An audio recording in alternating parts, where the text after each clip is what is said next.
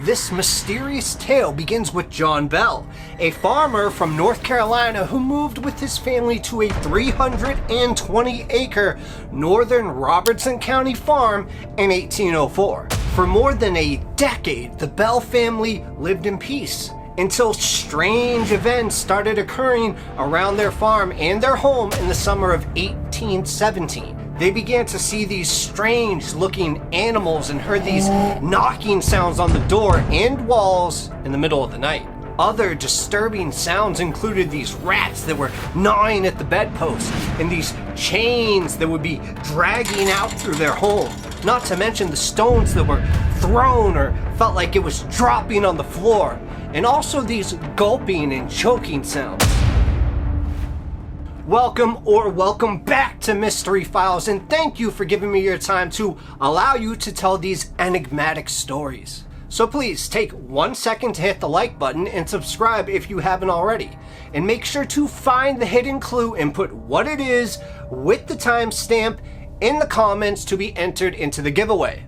Okay, so without any further ado, as of now, it's time to slip into a mind that's not our own. Let's go.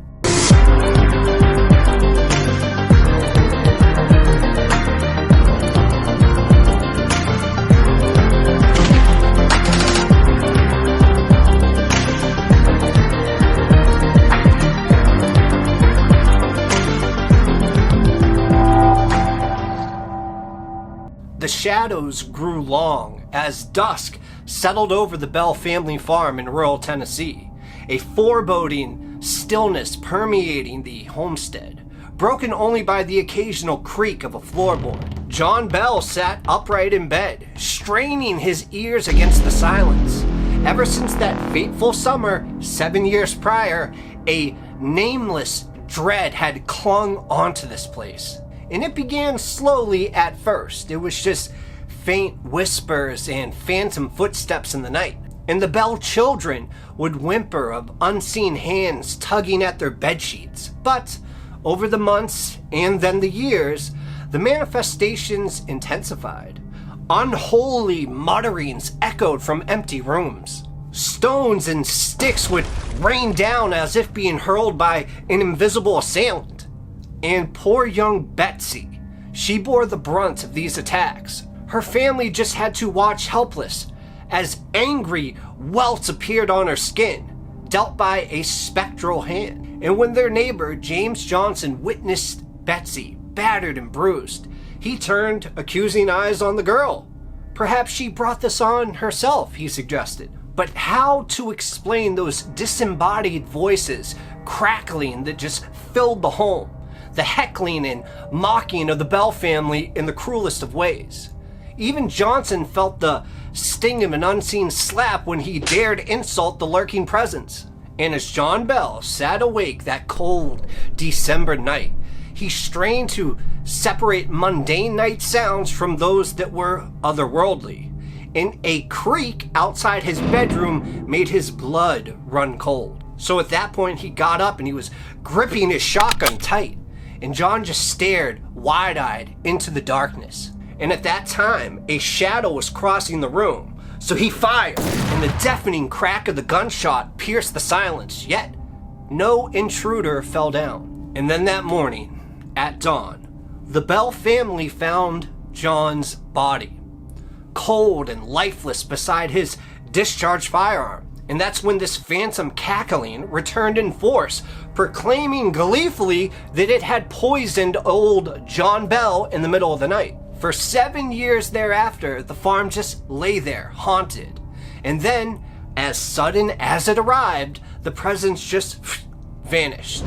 Its unnatural origin and motives remain a mystery that now is lost in time. And as of now, the Bell descendants watch and wait, wondering if the evil might someday return. But there is way more to this tale than what the Bell family knew. More than the ghostly tricks in John's untimely demise.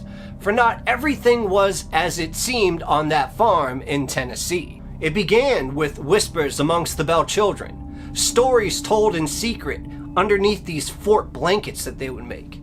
And young Betsy claimed to have had a friend, an invisible companion named Kate. And Kate lived in this old oak tree behind the barn. And of course her brothers just dismissed it as pretend and the fantasies of a lonely little girl. But Betsy insisted that Kate was real. And at first, Kate seemed just a benign presence, a kind spirit who told stories and sang songs with Betsy. But over time, the girl grew more withdrawn and sullen. You could see these dark circles that lined her eyes, and it just seemed as that she hadn't slept in weeks. Her playful demeanor gave way to strange fits of giggling that erupted at these very odd moments. And meanwhile, the paranormal occurrences intensified. Creaking footsteps crossed the upstairs halls at night, and odd scribblings appeared on these fogged mirrors. And it wasn't before long that the Bell home transformed into a den of flickering shadows and phantom sounds. And John Bell, he had his suspicions about the cause. He said, "There's a demon in our midst, and I aim to root it out." So he consulted priest after priest and even mediums, but found no answers. Meanwhile, poor Betsy deteriorated, prone to these trances and deranged babblings. And the situation reached a breaking point one cold December night. Betsy started flying into this delirious rage, overturning furniture and shouting profanities. And as John tried to get a hold of her and restrain her, the air grew thick with sulfuric fumes. Betsy's eyes rolled back and she collapsed limp. So John carried the girl to her room and administered these smelling salts, trying to revive her. "And what evil has a hold of you, child?" he cried. And Betsy regained her senses but seemed disoriented, with no memory of the episode at all.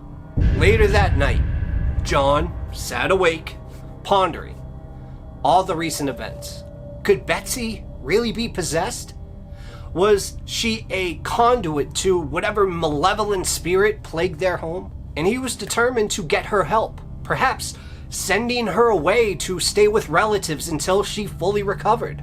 And as John plotted his next steps, he failed to notice the faint shimmering behind him. A spectral form coalesced. Its gnarled fingers reached for his throat. And the last thing that John Bell saw before the icy grip choked the life from him were Betsy's tear-filled eyes, standing right in the doorway, watching him being murdered. The demon had taken her darkest thoughts and given them form, for it was not an invisible friend named Kate that Betsy spoke to all those times. No, the malice festering in her young heart is what allowed this evil presence to manifest, giving it strength of an unknown origin and an otherworldly power. The Bell Witch was no ghost. It actually sprang from Betsy's own darkness. Such is the truth that dwells in the shadows of the Bell farm.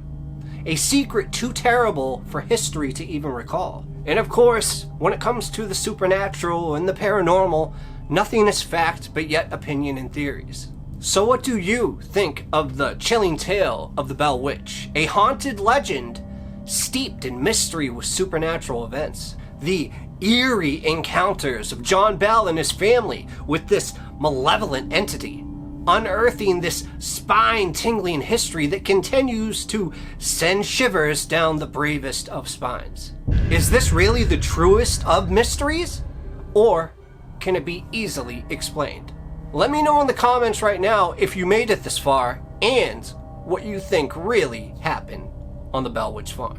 Make sure to subscribe for more spine-chilling stories and paranormal explorations, along with the tensions of true crime. I'm Mystery Files, and I hope that you found the hidden clue. If you stayed all the way to the end, I will give you a hint. The clue is what you should do to this video. Cheers.